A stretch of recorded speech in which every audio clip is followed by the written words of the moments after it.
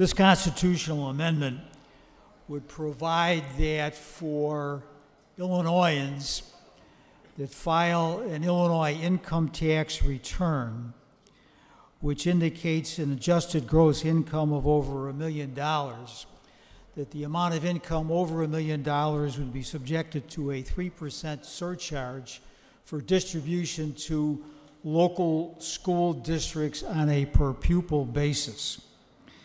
We estimate that using the 2012 numbers, this would have resulted in a distribution of $489 per pupil in the first year of the effectiveness of the tax.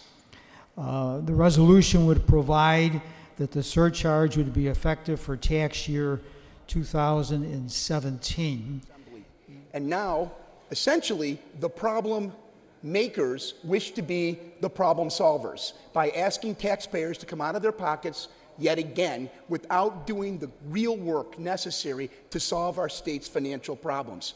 I would suggest that this is not a millionaire's tax, but rather a migration impetus, because the people this speaker and this legislation seeks to tax, these people have the ability to leave. We need to add taxpayers to the roll, not push them out the door. I encourage a no vote. Thank you, Mr. Speaker. Speaker, just a few preliminary questions, and I'll just speak to the bill.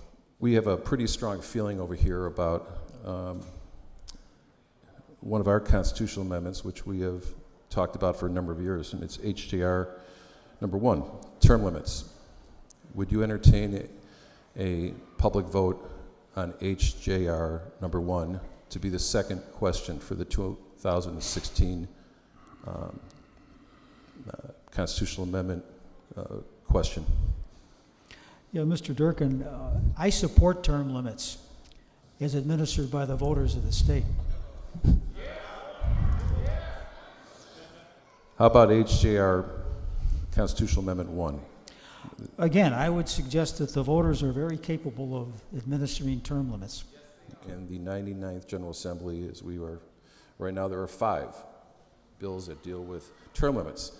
I think that shows to me, and that's bipartisan, that it's not just a Republican or Democrat issue, but I do believe that we should have a public hearing.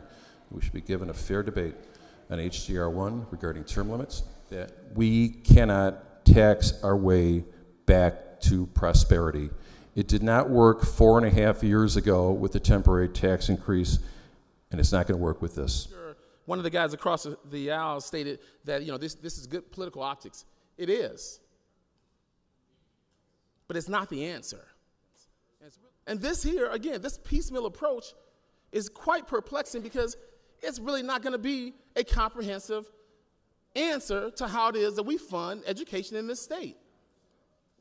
It's a real convenient approach, but I really wish that we can take the lead on a real and true and genuine approach to revenue, new revenue, and comprehensive reform on how it is that we're going to take this state to the level that we all can be proud of. Thank you. Those folks.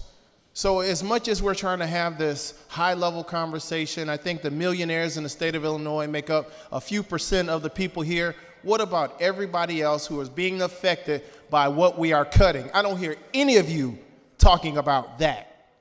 You're scared of millionaires leaving the state? I would argue, because I'm fortunate enough to know a few of them who have said, you know what, I want to contribute more because I want to help our educational system.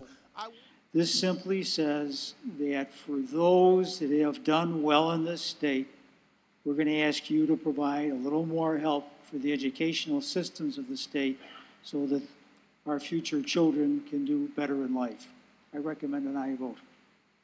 Those in favor of the Speaker's constitutional amendment will vote yes. Opposed, no. The voting is open.